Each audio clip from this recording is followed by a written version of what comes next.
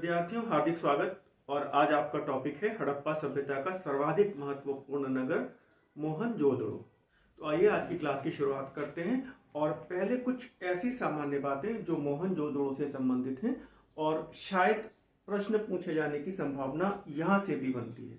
सबसे पहली बात ये बताइए कि मोहनजोदड़ो कहाँ स्थित है। तो सामान्य सा जवाब है पाकिस्तान के सिंध प्रांत में और सिंधु नदी के दाएं तट पर। जैसा कि मैंने आपको बताया था, हड़प्पा रावी नदी के बाएं तट पर है। आपको ध्यान रखना चाहिए, सिंधु नदी के दाएं तट पर स्थित है मोहनजोदड़ो। जैसा कि आप सब क्लास 9th 10th में भी आपने पढ़ा होगा कि मोहनजोदड़ो का शाब्दिक अर्थ है मृतकों का टीला या प्रेतों का टीला।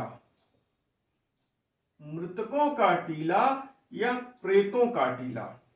आपको यह भी याद रखना चाहिए, मोहनजोदड़ो को सिंध का बाग कहा गया है या फिर नखलिस्तान भी कहा गया है। नखलिस्तान का शाब्दिक अर्थ होता है रेगिस्तान का हरा भरा क्षेत्र।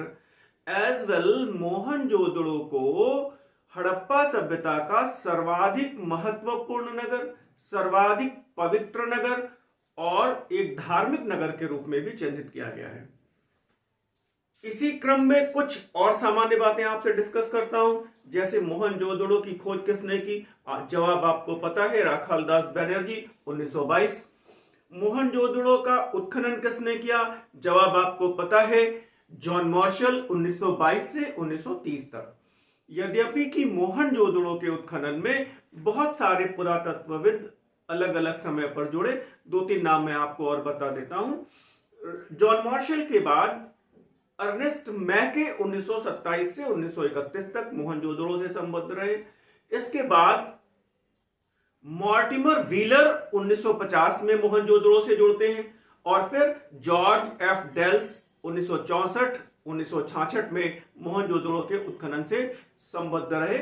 कम से कम आपको यहाँ पे 4 नाम याद रहने चाहिए। जॉन मार्शल का नाम याद रहना चाहिए, अर्नेस्ट मैके का नाम याद रहना चाहिए, मॉर्टिमर व्हीलर का नाम याद रहना चाहिए और जॉर्ज एफ डेल्स का नाम याद रहना चाहिए।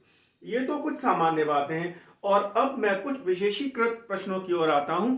जैसे कि मोहनजोदड़ो से एक विशिष्ट इमारत, सर्वाधिक महत्वपूर्ण इमारत के रूप में हमारे पास स्नानागार का उल्लेख मिलता है। आपको ध्यान रखना चाहिए, स्नानागार सर्वाधिक महत्वपूर्ण इमारत है। जबकि अगर आपसे कहता है ये बताइए हड़प्पा सभ्यता की सर्वाधिक बड़ी इमारत कौन सी है, तो वो मोहनजोदड़ो से प्राप्त अन्नागार है। विद्यार्थी हमेशा अन्नागार और स्नानागार में कंफ्यूज रहते हैं। तो स्नानागार सर्वाधिक महत्वपूर्ण इमारत है। और यहां से एक बार उत्तर प्रदेश लोक सेवा आयोग ने यह प्रश्न पूछा है कि स्नानागार में उतरने के लिए सीढ़ियां किन दिशाओं में थीं। तो फिलहाल मैं जवाब बता देता हूं आपको, उत्तर दक्षिण दिशाओं में थीं। लेकिन यहां पर आपको मैं एक फिगर के माध्यम से समझा देता हूं कि स्नानागार को अगर हम एक सामान्य कच्चे खाके के रूप में आपसे समझाने की कोशिश कर रहा हूं।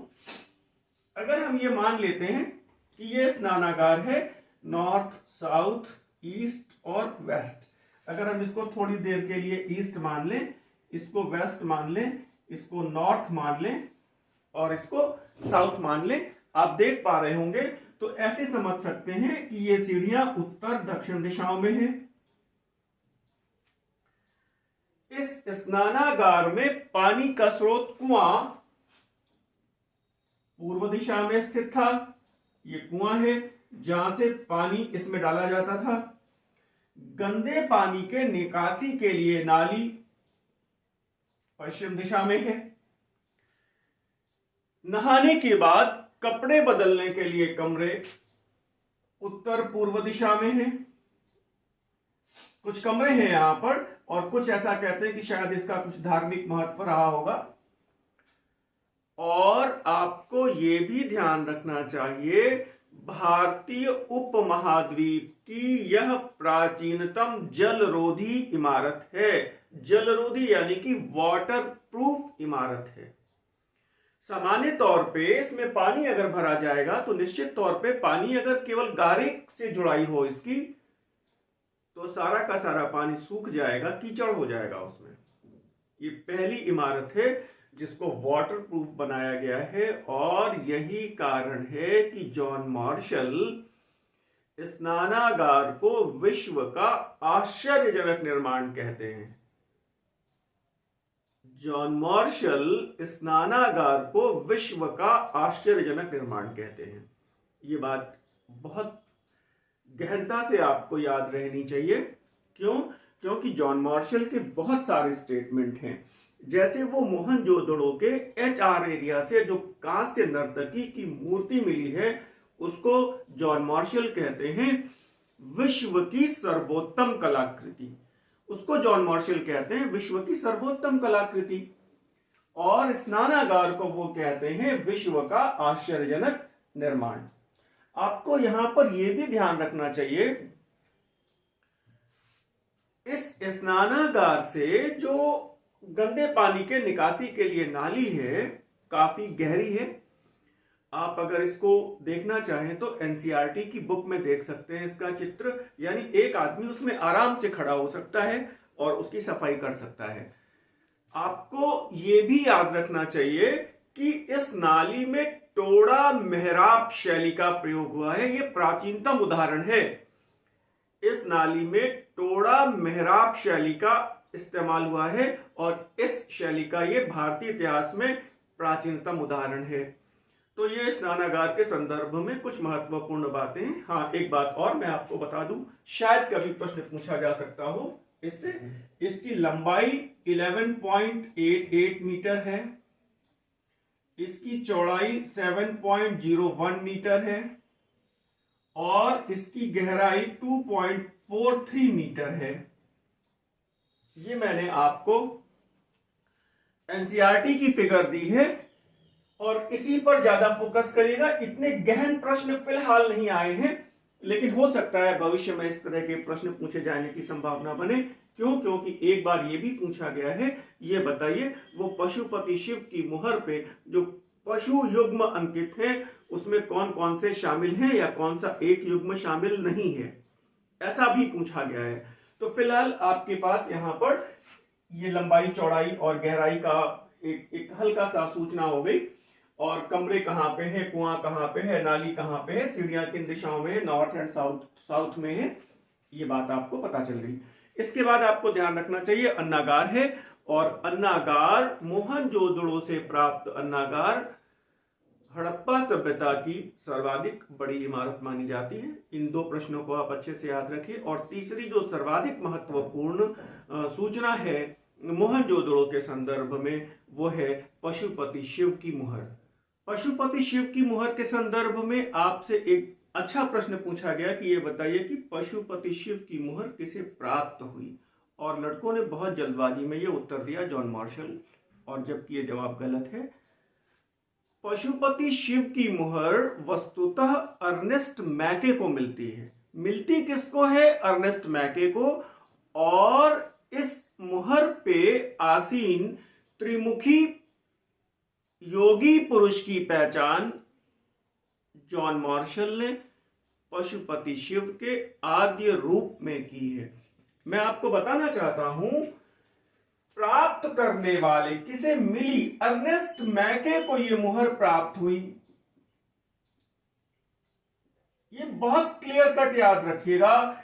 जबकि जॉन मार्शल ने इस त्रिमुखी पुरुष की पहचान पशुपति शिव के आद्य रूप में की है।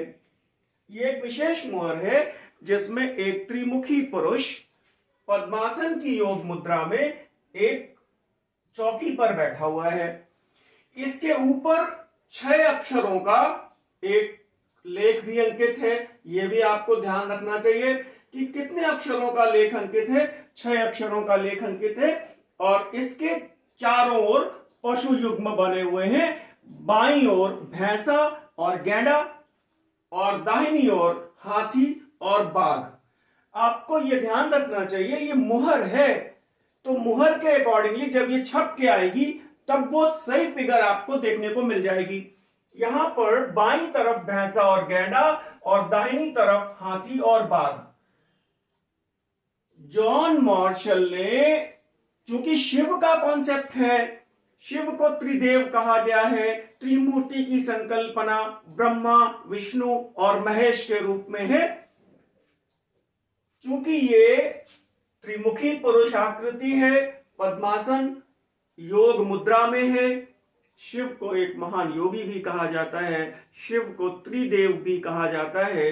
इस आधार पे शिव को पशुपति भी कहा जाता है, पशुओं का अर्थात जीवों का स्वामी। पशु का मतलब है ऐसा जीव जो पाश में बंधा हो, पाश में बंधा हुआ जीव पशु, माया मोह के बंधन में फंसा हुआ जीव पशु। तो पशुपति, पशुओं का स्वामी, पशुपति शिव। जॉन मार्शल ने इस आधार पे इस त्रिमुखी पुरुषाकृति की पहचान शिव के रूप में की है, जबकि हेमचंद्र राय चौधरी जॉन मार्शल की इस संकल्पना का खंडन करते हैं। वो कहते हैं कि इन पशु युग्मों में भैंसा है, जबकि अगर यहां पर बैल होता, शिव का वाहन नंदी बैल है। हेमचंद्र राय चौधरी इस आधार पे जॉन मार्शल की संकल्पना का खंडन कर रहे हैं कि यहां पर बैल होना चाहिए था, जो कि भैंसा है। इस वजह से जॉन मार्शल की कही गई बात को पूरी तरह से स्वीकार नहीं किया जा सकता। लेकिन आपके लिए कुछ सूचनाएं हैं प्रश्न के तौर पे, आप याद रखिए। किसने खोजा? अर्नेस्ट मैके ने। पशुपति शिव के रूप में किसने पहचान की? जॉन मार्शल ने। और किसने जॉन मार्शल का खंडन किया? हेमचंद्र राय चौधरी ने। मुझे बहुत रोचक बात याद आ रही है, शिव की संकल्पना त्रिदेव के रूप में की जाती है, त्रिमूर्ति की पूजा की संकल्पना है, जिसमें ब्रह्मा, विष्णु और महेश की पूजा होती है। थोड़ा ध्यान रखिए आप, गॉड की संकल्पना भी यही है। जो ट्रिनिटी कॉन्सेप्ट है वेस्टर्न वाला, वो भी गॉड की संकल्पना यही है। ब्रह्मा जो जनरेट करता है, जनरेटर जो सृष्टि करता है, विष्णु जो ऑपरेटर है, महेश जो डिस्ट्रॉयर है। इट मीन्स जो सृष्टि करता है, जो पालन करता है और जो संहार करता है, वो गॉड है, ईश्वर है। आप देखिए, G for generator, O for operator और डी फॉर डिस्ट्रॉयर। गॉड की संकल्पना भी इससे मेल खाती है। ईश्वर जो पैदा करता है, जो पालन करता है और जो संहार कर देता है। फिलहाल पशुपति शिव के मुहर के बारे में मैंने आपसे कुछ डिस्कशन किए। इसके बाद एक और बहुत महत्वपूर्ण प्रश्न है, कांस्य नर्तकी की मूर्ति। सबसे बड़ी बात यह है कि कांस्य नर्तकी की मूर्ति कहां से मिलती है? तो मोहनजोदड़ो के HR एरिया से मिलती है। कहां से मिलती है? HR एरिया से मिलती है। आपको ध्यान रखना चाहिए, ये प्रश्न भी पूछा गया है कि ये बताइए, ये कांस्य नर्तकी की मूर्ति कैसे निर्मित हुई होगी, इसका निर्माण किस विधि से हुआ है। 2-3 टर्म है, आप याद रखिएगा। पहला द्रविमोम विधि या फिर मधुच्छिष्ट विधि। द्रविमोम विधि आप समझ पा रहे हैं, जैसे कि मेटल को पिघला के सांचे में डाल दिया जाए। एक बड़ी बात यह है कि ये मूर्ति, कांस्य नर्तकी की मूर्ति, जॉन मार्शल इसे विश्व की सर्वोत्तम कलाकृति की संज्ञा देते हैं। आपको ध्यान रखना चाहिए, विश्व की सर्वोत्तम कलाकृति ये कांस्य नर्तकी की मूर्ति। और अब मोहनजोदड़ो से प्राप्त कुछ छोटी छोटी सूचनाएं, इनके बारे में कभी कभार प्रश्न बन सकते हैं। जैसा कि आप देख पा रहे हैं, मोहनजोदड़ो के डीके एरिया से एक पुरोहित का सिर मिला है, एक पुरोहित का सिर मिला है। ये तिपतिया अलंकरण वाली एक शॉल ओढ़े हुए है, तिपतिया अलंकरण वाली एक शॉल ओढ़े हुए है। तो आपके पास दो इंपॉर्टेंट सूचनाएं हो गई। कांस्य नर्तकी कहां से मिली है? HR एरिया से मिली है। पुरोहित का सिर कहां से मिला है? वो डीके एरिया से मिला है। और जैसा कि मैंने आपसे पिछले लेक्चर में डिस्कस किया था कि मोहनजोदड़ो एकमात्र ऐसा नगर है जिसके उत्खनन से हमें अभी तक कब्रिस्तान की प्राप्ति नहीं हुई है। मोहनजोदड़ो से हमें अभी तक कब्रिस्तान नहीं मिलता। ये बात बहुत रिमार्केबल है, बहुत नोट करने की है। लेकिन हाँ, मोहनजोदड़ो की एक मुख्य सड़क से हमें लगभग 40 से 42 मनुष्यों के कंकाल बिखरी हुई दशा में एक ढेर के रूप में प्राप्त होते हैं। उन कंकालों के ढेर के आधार पर मॉर्टिमर व्हीलर ने यह कॉन्सेप्ट दिया कि ये संभवतः किसी बाह्य आक्रमण का शिकार हुए होंगे। आपको केवल इस सूचना को एक तथ्य के रूप में याद रखना है कि मॉर्टिमर व्हीलर ने इन कंकालों का संबंध किसी बाह्य आक्रमण में हुए हताहत हुए व्यक्तियों के साथ जोड़ा है। भारत पर आर्यों के आक्रमण हुए, आर्य भारत के निवासी थे अथवा बाहर से यहां पर आए, ये अभी भी विद्वानों के लिए शोध और रिसर्च का विषय है। ये हम लोग वैदिक काल में डिस्कस करेंगे। अगली सूचना के तौर पे मेसोपोटामिया की 5 बेलनाकार मुहरें। देखिएगा, ये मुहरें जो कि आपसी व्यापारिक संपर्कों के दौरान यहां पहुंची होंगी, मेसोपोटामिया की 5 बेलनाकार मुहरें यहां से मिलती हैं, मोहनजोदड़ो से मिलती हैं। और ऐसी ही 3 बेलनाकार मुहरें लोथल से मिली हैं, जो आपसी व्यापारिक संपर्कों के दौरान यहां पहुंची होंगी। समकालीन सभ्यताओं के साथ इनके संबंधों की जानकारी मैं व्यापार और वाणिज्य वाले कॉलम में दूंगा। अभी आपको यह समझ लेना चाहिए कि ये मुहरें किसी भी दशा में सिक्के नहीं हैं। ये मुहरें किसी भी दशा में सिक्के नहीं हैं, बल्कि ये मुहरें अपने उत्पाद की गुणवत्ता और पहचान बनाने के लिए एक ब्रांड नेम के रूप में, एक ट्रेडमार्क के रूप में यूज हुई हैं। ये मुहरें किसी भी दशा में सिक्के नहीं हैं। ये मुहरें किसी भी दशा में सिक्के नहीं हैं। और एक खास बात, हड़प्पा सभ्यता की मुहरें वर्गाकार हैं और आयताकार हैं। हड़प्पा सभ्यता में किसी भी दशा में बेलनाकार मुहरें पाई नहीं गई हैं। हड़प्पा सभ्यता की मुहरें मैंने बताया आपको वर्गाकार है या आयताकार है। लेकिन हां, अपवाद स्वरूप हड़प्पा सभ्यता की, सिंधु सभ्यता की एकमात्र बेलनाकार मुहर, एकमात्र सिलेंड्रिकल सील कालीबंगा से मिलती है। सिंधु सभ्यता की एकमात्र बेलनाकार मुहर कालीबंगा से मिलती है। आपको ध्यान रखना चाहिए। ये आपके लिए एक रेयर प्रश्न हो सकता है कि सिंधु सभ्यता की बेलनाकार मुहर कहां से मिली है? तो सिंधु सभ्यता की बेलनाकार मुहर कालीबंगा से मिली है। मेसोपोटामिया की बेलनाकार मुहरें हड़प्पा सभ्यता के 2 नगरों से मिलती हैं। 5 मुहरें मोहनजोदड़ो से और 3 मुहरें लोथल से। एक और महत्वपूर्ण बात यह है कि हड़प्पा सभ्यता की मुहरों पर 4 पशुओं का चित्रांकन कदापि नहीं मिलता। आपको विशेष तौर पे याद रखना चाहिए कि इन मुहरों पर घोड़ा, गाय, शेर और ऊंट, इन 4 पशुओं का चित्रांकन नहीं मिलता। हड़प्पाई मोहरों पर घोड़ा, गाय, शेर, ऊंट का चित्रांकन नहीं मिलता, लेकिन इसका ये अर्थ कदापि नहीं है कि हड़प्पावासी इन पशुओं से परिचित नहीं थे। परिचित थे, लेकिन इन पशुओं को उन्होंने मोहरों पर महत्व नहीं दिया।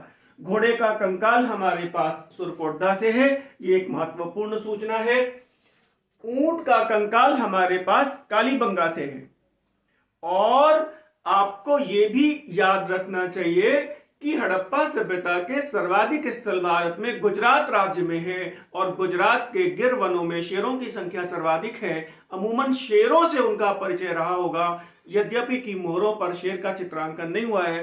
बाघ का चित्रांकन आपने देखा कि पशुपति शिव की मोहर पर बाघ का चित्रांकन है, और बाघ अकेला बाघ, जिसको अगर हम ये कहें कि व्याघ्र अंकित मुहर कहां से मिली है, जिसमें केवल बाघ का चित्रांकन हुआ है, व्याघ्र अंकित मुहर, तो आपको ध्यान रखना चाहिए वो कालीबंगा से मिलती है। व्याघ्र अंकित मुहर कालीबंगा से है। गरुड़ अंकित मुहर हड़प्पा से है। नाव अंकित मुहर मोहनजोदड़ो से है। मोहनजोदड़ो, नाव का चित्रांकन मोहनजोदड़ो से प्राप्त मुहर पे है। गरुड़ का चित्रांकन हड़प्पा से प्राप्त मुहर पे है, और बाघ का चित्रांकन कालीबंगा से प्राप्त मुहर पे है। और गैंडे एवं बारहसिंगे का चित्रांकन आमरी से प्राप्त मुहरों पर लोकप्रिय था। गैंडे और बारहसिंगे का चित्रांकन आमरी से प्राप्त मोहरों पर लोकप्रिय था। तो जैसा कि मैंने आपको बताया कि ये मोहरें किसी भी दशा में सिक्के नहीं है। मोहरों के बारे में मैंने आपको कुछ बातें बताई। और हाँ, ये भी आपको याद रखना चाहिए, मोहनजोदड़ो से हमें चांदी की चूड़ियां मिली हैं, और ये भी विशेष बहुत इंपॉर्टेंट सूचना है। विश्व में चांदी का सर्वप्रथम प्रयोग हड़प्पा वासियों ने किया है। हड़प्पा वासियों की विश्व की सभ्यताओं को दो प्रमुख देन, कपास, दुनिया में पहली बार कपास यहीं पर उगाई गई, और दुनिया में पहली बार चांदी का प्रयोग यहीं पर हुआ। इस कॉन्सेप्ट को अच्छे से याद रखिएगा। हड़प्पा वासियों के द्वारा सर्वप्रथम प्रयुक्त की गई धातु कौन सी थी? तो वो है तांबा। कौन सी धातु का प्रयोग हड़प्पा वासियों ने सर्वप्रथम किया होगा? तांबा। विश्व की सभ्यताओं के संदर्भ में सर्वप्रथम हड़प्पा वासियों ने किस धातु का प्रयोग किया? चांदी। चांदी की खोज का श्रेय हड़प्पा वासियों को है। और यहां पर एक बात है, यद्यपि कि हड़प्पा सभ्यता को कांस्य युगीन सभ्यता कहा जाता है, लेकिन ये याद रखना चाहिए आपको कि किसी भी दशा में हड़प्पा सभ्यता में कांसे का प्रयोग सर्वाधिक नहीं हुआ है। कांसे का प्रयोग सर्वाधिक नहीं हुआ है। आपको याद रखना चाहिए, हड़प्पा वासियों ने सर्वाधिक उपयोग तांबे का किया। लगभग 70% उपकरण शुद्ध तांबे के हैं। लगभग 70% उपकरण शुद्ध तांबे के हैं। कांसा उनकी खोज है। तांबे में टिन मिलाकर उन्होंने कांसा बनाया है। कांसा थोड़ा सा हार्ड हो जाता है, लेकिन अगर सर्वाधिक उपयोग की बात आती है तो तांबे का प्रयोग सर्वाधिक किया है। हड़प्पा सभ्यता में लोहा नहीं है, रेशम नहीं है, लोहा नहीं है, रेशम नहीं है, गन्ना नहीं है, नहरें नहीं है। हड़प्पा सभ्यता में नहरों से सिंचाई के साक्ष्य नहीं मिलते। केवल और केवल एक अपवाद है, गुजरात में स्थित स्थल मालवण। गुजरात में स्थित स्थल मालवण, वहां से हमें अपवाद स्वरूप नहरों का एक संकेत मिला है, एक साक्ष्य मिला है। ये बहुत सारी बातें, बहुत सारे कॉन्सेप्ट मैंने आपके एक साथ डिस्कस कर दिए।